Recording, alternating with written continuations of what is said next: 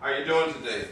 Louis Armstrong, and I have another lecture on the myth of Joseph and slavery in America. This lecture comes from the book, Judgment of America. This book and the other book, like Nostradamus, Prophecy of American Future, could be found on your internet. You could go on Barnes & Noble, you could go on Amazon, and many other book outlets. All you have to do is type in Louis Jerome Armstrong, that's L-E-W-I-S, Jerome Armstrong, author, and it will pull up this book and the other book as well. I have a third book coming out called The Hidden Secrets. That book, some of the material in that book is also being, we're putting on lectures as well. For example, the one that deal with how to count the stars, the one that deal with Abraham vision, the one that deal with how to see the president, sacred geometry, and many others are in that. And we're giving some of them, as we give the other lectures of this book, we're giving some of them as well. There's many revelations that we have discovered that we decide to bring out now, not before now, but at this time, so you can see it. This is part of the fullness of the gospel. These are revelations that you've never seen before, taught in any seminars, any church, etc. It's taught different. We use what you call a technique called Hebrew typology. That's something that's been ordained by God. What it is, and we'll say that many times about Hebrew typology, it is God have put in motion a major prophet when he's on the scene, or major writing that's on the scene. And God have translated this in the mind of man. It's not like God come down and do anything. God give man the intuitive mind to come up with these techniques that are divine oriented.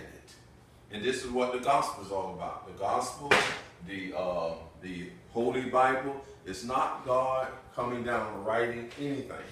God inspired man with the intuitive mind to come up with these ideas, these divine ideas, and these divine ideas are written in, and we call them truthisms.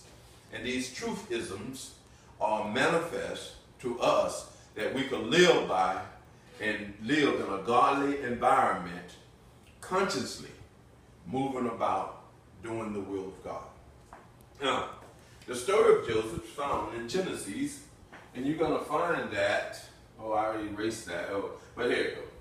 You're going to find the story about Joseph in Genesis, the 29th chapter, and you're going to also find it in the 49th.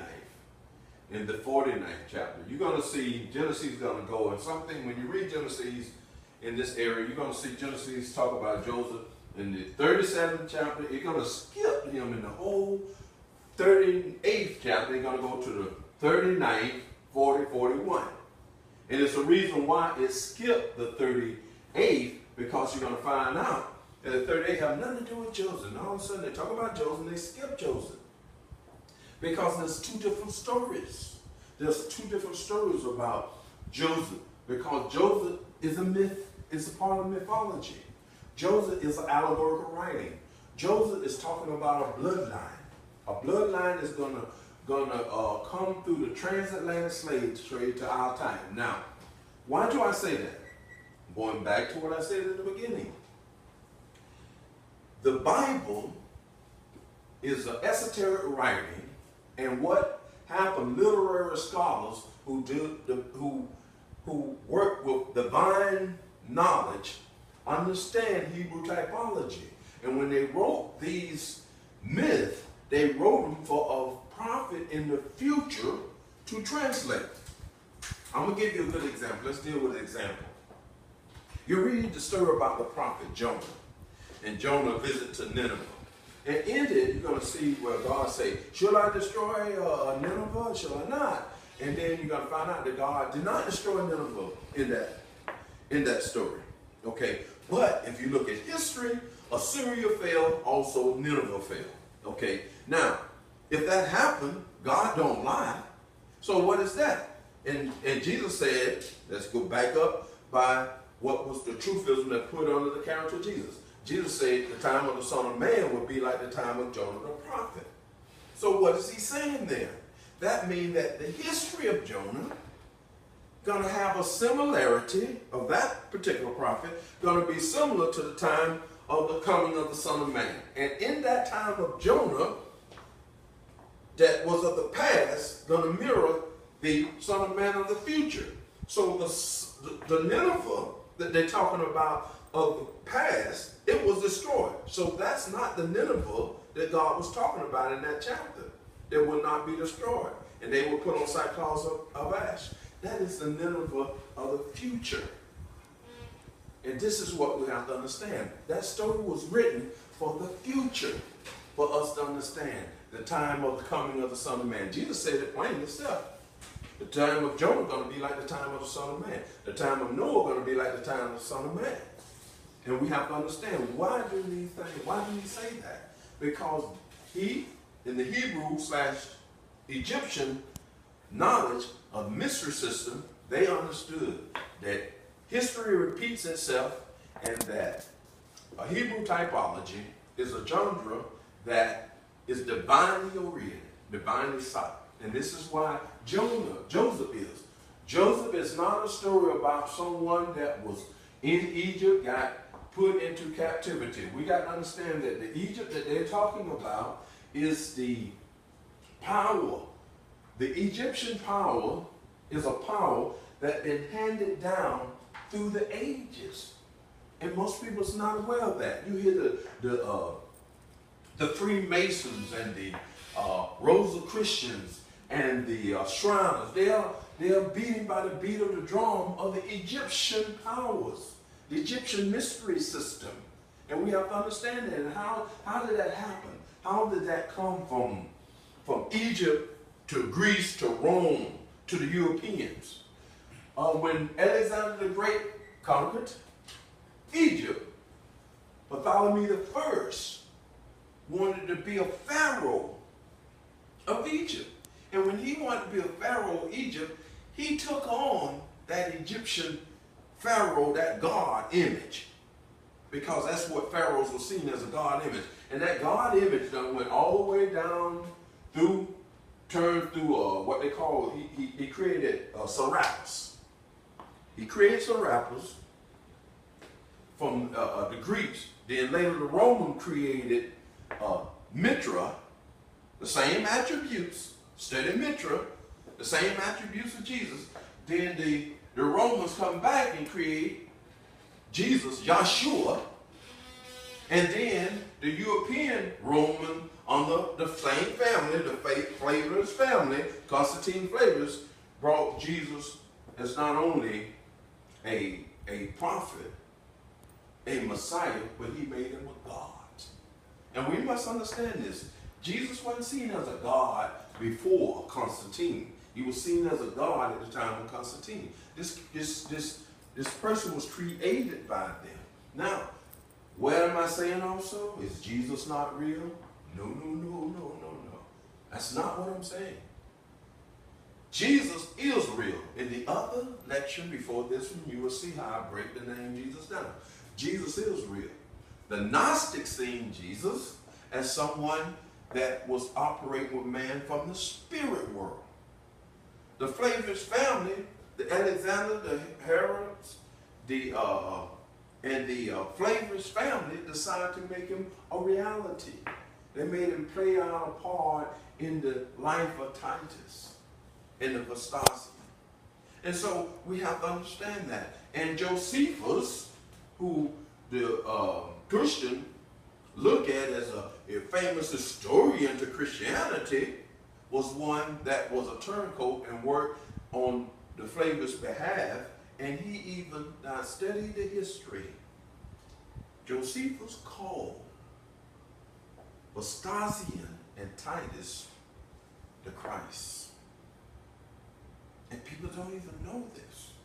He said that Messiah that the Jews was looking for is Vespasian. And look at the history of what Vespasian and Titus did. Titus went to the Roman Senate, and he told the Roman Senate they need to store his father, make his father a god, and they did. Vespasian became a god, and Titus became the son of God. All that stuff is intermingled and tied into the gospel. And people are not aware of this stuff. They need to study this. Jesus is real in the spirit world. But Jesus also has a twin that most people don't talk about, that John seen, the Son of Man.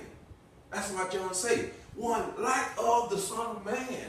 He seen him, and he realized that, wait a minute, it's somebody coming. And that's why the church don't even realize that's why they're looking for the second coming.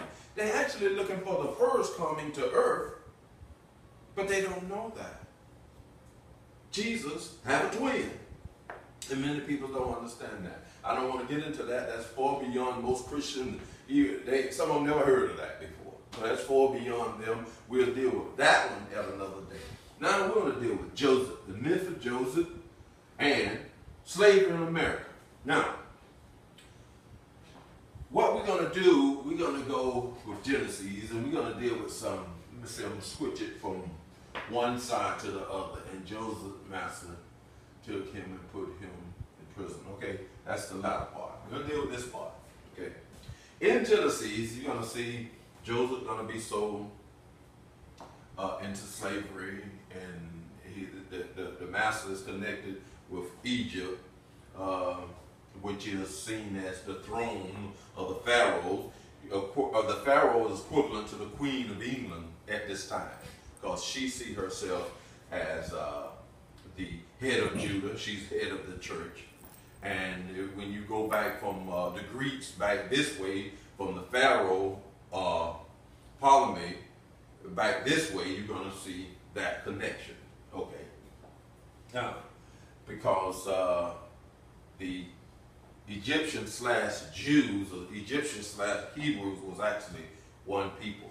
And most people try to separate them, but they're actually one people. There was no difference between an Egyptian and a Hebrew. And most people want to say, well, there was. That's like a Seventh-day Adventist and a Baptist. Ain't no different. They're still Americans. Okay.